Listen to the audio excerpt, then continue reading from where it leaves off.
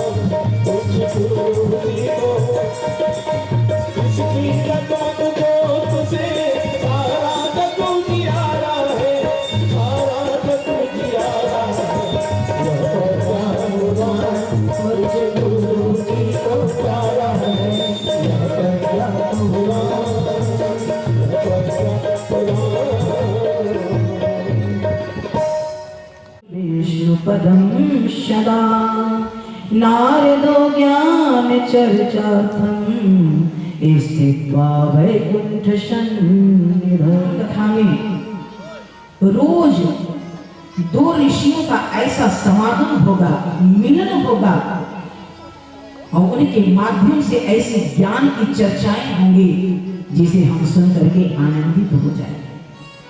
आज की पावन प्रज्ञा पुराण के प्रथम खंड में भगवान विष्णु और देव ऋषि नारद का संवाद है। आज हमारे जो देव ऋषि नारद हैं, जिनके नाम के आगे देव लगा हुआ है, जो निरंतर देने का काम करता हो, परहित सरस धर्म नहीं भाई, अपर पीला सब नहीं अधमाई, जिसके जीवन ही ये व्रत बन गया कि मैं निरंतर दूसरों की सहायता करूंगा। और ऐसे हमारे देव ऋषि नारद आज कहाँ बैठे हैं? वैकुंठ में बैठे हैं। नारदो ज्ञान चर्चार्थम स्थित्वा वैकुंठ सन्निधौ, भगवान के पास बैठे हैं, भगवान विष्णु के पास बैठे हैं देव ऋषि नारद। देव ऋषि नारद के अंदर 4 गुण हैं ज्ञान की चर्चा। समुद्र मंथन हुआ तो 14 रत्न निकले, लेकिन जब ऋषियों का जब मंथन होता है ना, तो नूतन विचार निकलते हैं। और आज देव ऋषि नारद बातें कर रहे हैं भगवान विष्णु से, ज्ञान की बातें करते करते भगवान ने कहा कि देवर्षि सारी बातें तो हो गई, अरे कुछ मृत्यु लोक की भी तो बातें करो, कुछ वहां की भी तो खबर लाए हो। आज तो घर घर में हर हाथ में मोबाइल है, टेलीविजन है, लेकिन पहले ये सबका काम कौन करते थे? नारद जी करते थे। जितनी सूचनाएं थी ना, ये सारे माने एक तरह से उसको ही दूरदर्शन कर दीजिए, सारी सूचनाएं हमारे देव ऋषि नारद ले जाकर के देते थे। लेकिन देव ऋषि नारद के अंदर 4 गुण हैं। अब इन 4 गुणों में आप देखिए कि आपके अंदर के हृदय में निरंतर इस समाज का उद्धार कैसे हो, उत्थान कैसे हो, जिसके अंदर ये चिंतन है, अगर आपके अंदर भी हो, परिवार को देखते हुए थोड़ा सा समाज के लिए भी आपके हृदय में चिंतन हो, तो आप भी उस देव ऋषि नारद के थोड़ा सा तो गुण है ही। तो दूसरा उनका गुण तो क्या था? धर्म धारणा संप्रसारक, धर्म का प्रचार करना। चरे वेती यही तो मंत्र है अपना। चलते रहो, निरंतर चलते रहो, और देव ऋषि नारद निरंतर चलते रहो। चलना ही, गति ही जीवन है। देखिए प्रज्ञा पुराण में छोटे छोटे शब्द मिलेंगे जो दवा की तरह है। सार ही उनका घर था, कहीं भी रहे, और इसीलिए उस संत पूजे जाते थे। वो संत जिस पे दृष्टि डालते उनका कल्याण हो जाता था। तो ऐसे गुणों के हमारे देव ऋषि नारद आज कहाँ बैठे हैं? विष्णु लोक में बैठे हैं और चर्चाएं कर रहे हैं। चर्चाओं के दौरान भगवान ने पूछ लिया, अरे भाई सब जगह की बातें बता रहे हो, कुछ देव कुछ मृत्यु लोक की बातें बताओ। देव ऋषि नारद को याद आ गया, अरे हाँ प्रभु, अब आपने बड़ी अच्छा याद दिला दिया। याद आ गया, ये कौन सा गांव का नाम है? चकिया। भगवान बड़े प्रसन्न हो गए, देव ऋषि नारद प्रसन्न हो गए, प्रभु आपने अच्छा याद दिला दिया। अब जब आपने बात ही छेड़ दिया तो आज कल धरती की तो बात ही छोड़ दीजिए। धरती तो आज धरती पे लोग इतनी प्रगति कर रहे हैं, इतनी प्रगति कर रहे हैं, विज्ञान का युग आ गया है। आज मनुष्य हवाओं में उड़ रहा है, घर बैठे कहां से कहां बातें कर रहा है। आज मनुष्य की बात छोड़ दीजिए, कभी रावण सारी देवताओं को अपने बस में करके रखा था, आज हर मनुष्य उन देवताओं को अपने बस में करके रखा है। ये कलयुग का पहला चिन्ह है कि दिन और रात एक हो गया है। किसी और युग में नहीं था, लेकिन कलयुग में दिन और रात एक है। आप दिन के उजाले में उसी तरह से थे और रात में भी विज्ञान इतना विस्तार कर लिया कि आप उसी तरह से आनंद से बैठे हैं, कोई परेशानी नहीं। तो देव ऋषि नारद ने कहा कि प्रभु बात ही छोड़ दीजिए, इतना प्रगति मनुष्य कर लिया, इतना प्रगति कर लिया कि आज तो सारी सुख सुविधाएं वो जब मन करता है, उसको गर्मी जब लगती है तो वो भी अब एक स्विच दबाता है और पवन जैसे कह देता है, पंखा के रूप में पवन देव उनको हवा देने लगते हैं।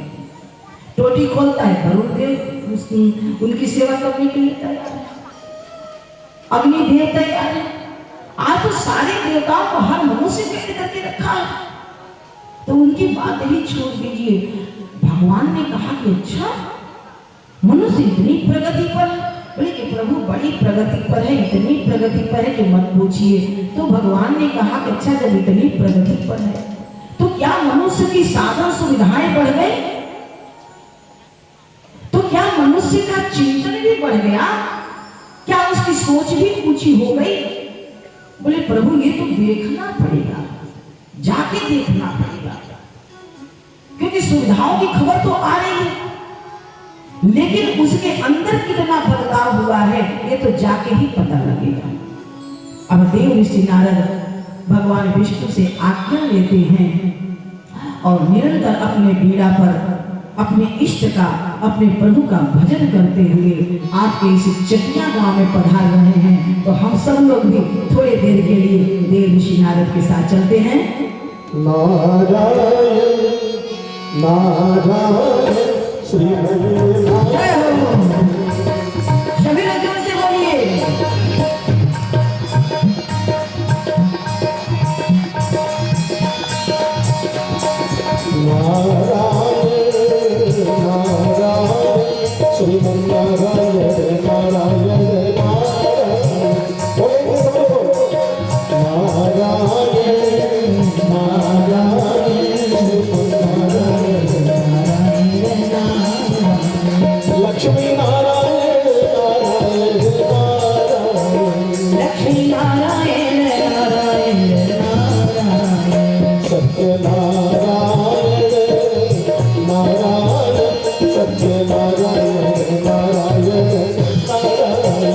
यज्ञ नारायण नारायण नारायण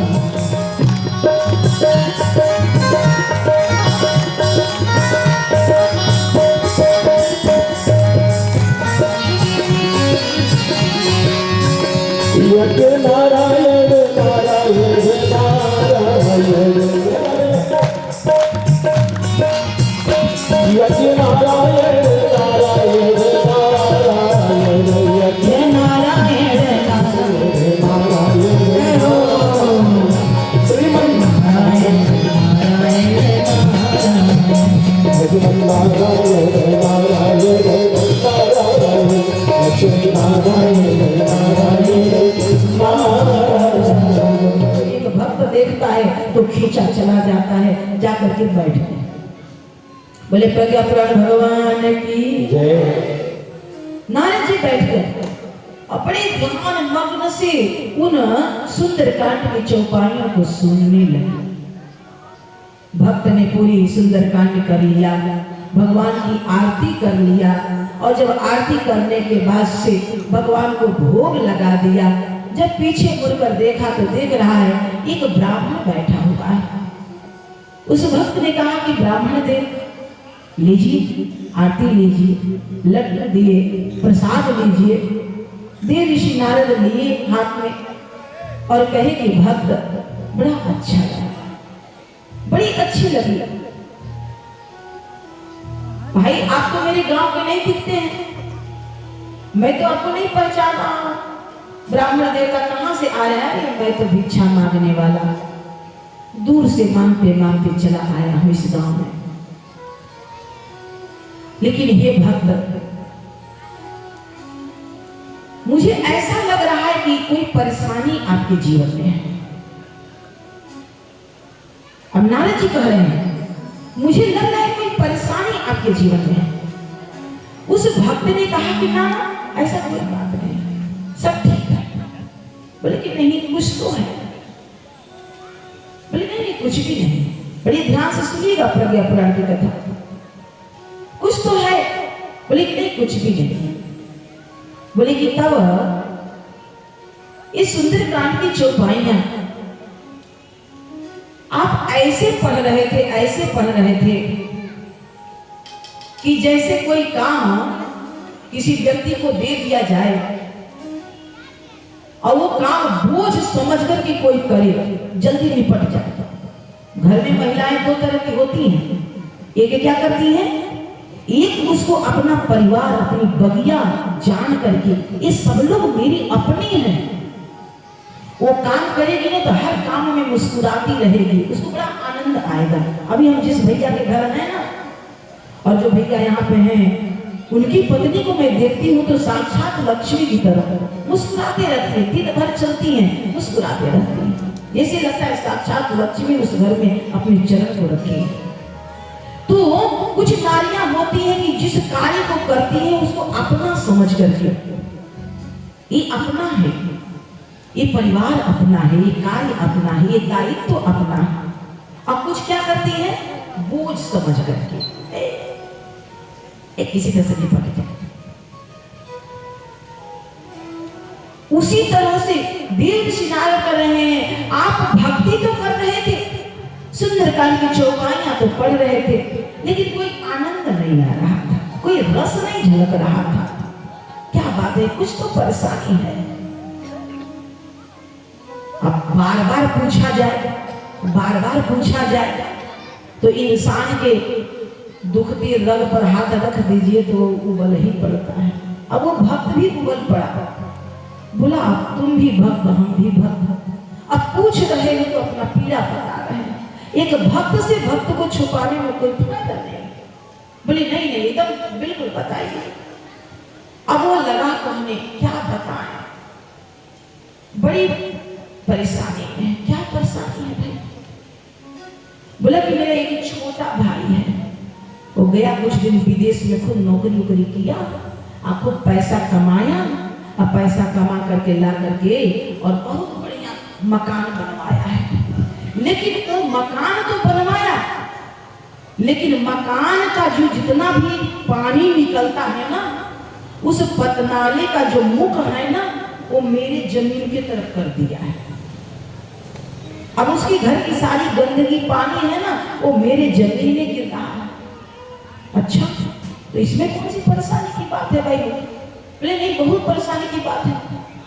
मेरा उतना गज जमीन बर्बाद होता है, इसलिए मैं उस पर मुकदमा किया हूं। अब थोड़ा सा नारद जी सतर्क हो गए, मुकदमा किए। हाँ, हमको जाना है कचहरी, आज उस मुकदमे की फैसला है। और हे ब्राह्मण, मैं हनुमान जी को, राम जी को 1.25 किलो लड्डू भी माना। अगर मेरे फैसला मेरे हित में हो जाए ना, तो कल आना इसी मंदिर में, कीर्तन है, आप भी यहाँ पर आकर के मिठाई खाना। नारद जी खड़े हो गए, बोले अभी तो तुम सुंदरकांड की चौपाइयां पांच रहे थे, ये कौन सी चौपाइयां अब गाने लगे तुम? क्या तुम भूल गए? क्या भूल गए उस रामायण को? क्या भूल गए उस राम की गाथाओं को? अरे जिस अयोध्या नगरी को फुटबॉल बना करके चारों भाइयों ने एक दूसरे की तरफ उछाल दिया, उस राम के चरित्र को गाने वाला अपने छोटे भाई पर मुकदमा कर दिया। छोटे भाई पर, वो भी किस लिए? थोड़ी सी घर की पानी तुम्हारी जमीन में गिर रही है, उसके लिए तूने मुकदमा कर दिया। और कितना खुश हो के कह रहे हो मेरे हित में फैसला हो जाएगा। नारद जी बड़े दुखी हो गए और लगे कहने, राम ही केवल प्रेम प्यारा, सुनिए सब जान निहारा। राम ही केवल प्रेम प्यारा, जाने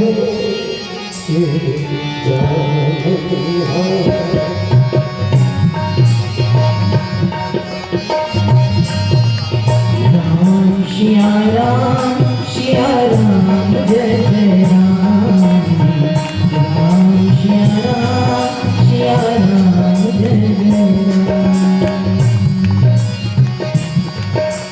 जग जप राम, राम जप जेहि, जग जप राम, राम जप जेहि, अभरत समान को राम सनेहि।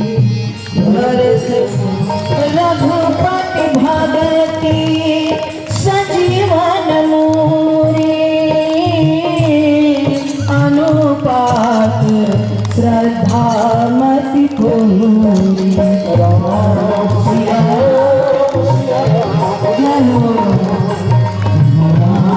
सिया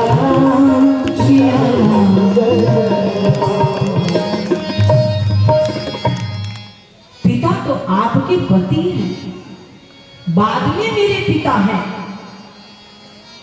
आप चाहे तो तीनों त्रिलोक मांग लें। मां कई कहती है कि राम, दूसरे वर में मैं भरत को राजभक्ति मांग लूंगी। मांग लो मां, तूने तो मेरे दिल की बात कह दी। मैं कभी राजा बनना नहीं चाहता था, मैं इस राजकाज में कभी लपटना नहीं चाहता था। मैं निरंतर ऐसे ही स्वच्छंद होकर के माताओं का दुलार पाना चाहता था, अपने भाइयों का प्यार पाना चाहता था, मैं ऋषि संतों की संगति पाना चाहता था, मैं ज्ञान अर्जन करना चाहता था। माँ, मैं इस सब से कभी इसमें निपटना नहीं चाहता था। माँ कई कहती है कि राम बेटा, मैं बहुत एक ऐसी बात कहने जा रही हूँ और तू हर बात को मजाक में डाल रहा है। अरे जब मैं तुझे 14 बरस के लिए वन भेजूंगी तो तेरे पिता की मृत्यु हो जाएगी। राम कहते हैं कि मां, गंभीर मुझे नहीं, गंभीर तो तुझे होना है। पिता मर जाएंगे तो मैं तो अनाथ हो जाऊंगा, लेकिन जो तुम्हारा सबसे अनमोल गहना है, तेरी मां का सिंदूर धुल जाएगा। मां तुझे भी इतना त्याग करने को तैयार है, तो वरदान मांग ले। नारद जी कह रहे हैं कि जो रामायण हमको जीना सिखाती है, जो रामायण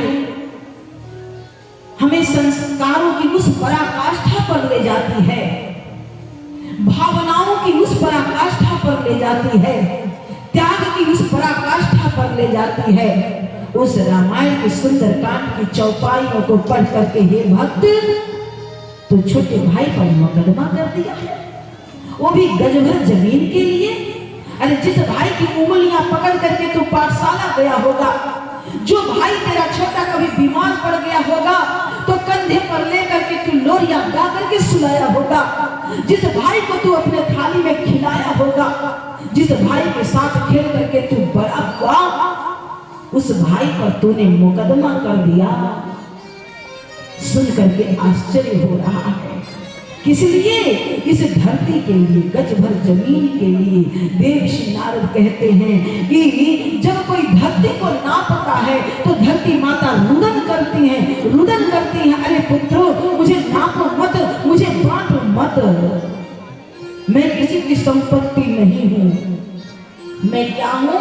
मैं एक मां, और मां के आंचल पर हर संतान का अधिकार होता है।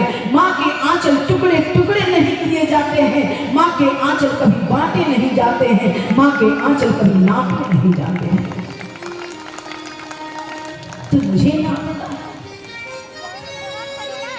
धरती माता कहती है, अरे संतान जब तू 9 महीना गर्भ में रहता है और 9 महीना के बाद से जब तू धरती पर गिरता है, तो धरती पर गिरने से लेकर के और जब तक तेरी मृत्यु नहीं आ जाती और फिर से तू एक बार धरती पर नहीं सो जाता, तब तक मैं तेरा परवरिश करती हूँ। और उस माँ को तू टुकड़े टुकड़े बांटता, उस माँ को।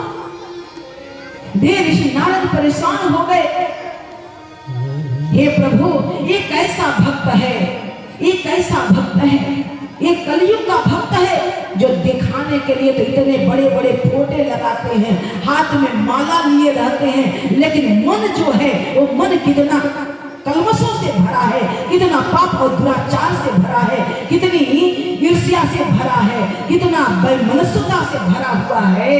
तो ऐसे मुख से जिसका हृदय लबालब गंदगी से भरा हो, द्वेष से भरा हो, उस मुख पर तो राम नाम लेना भी पाप है, उस राम नाम को लज्जित करना भी पाप है। ऐ दुनिया वालों, उस राम नाम को लज्जित न करो।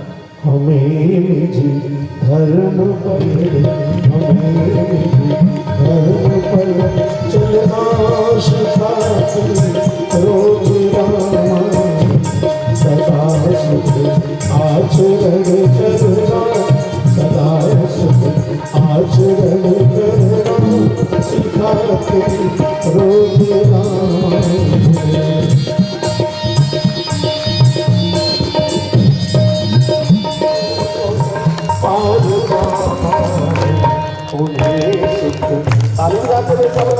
अरे भाई ताली तो बजाइए।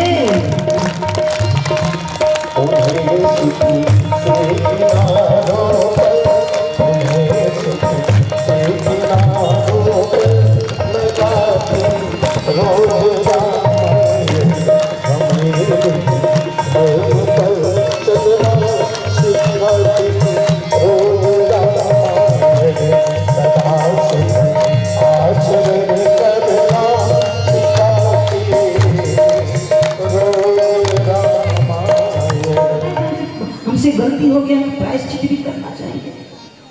इसीलिए कहा जाता है भागवत मरना सिखाती है। जिंदगी में कोई पाप हो जाता है, जिंदगी में कोई गलती हो जाता है, तो हम क्या करते हैं? भागवत सुनते हैं।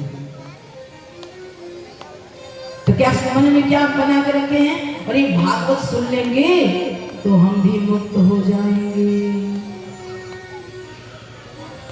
कितने लोग मुक्त हो गए भागवत सुन करके?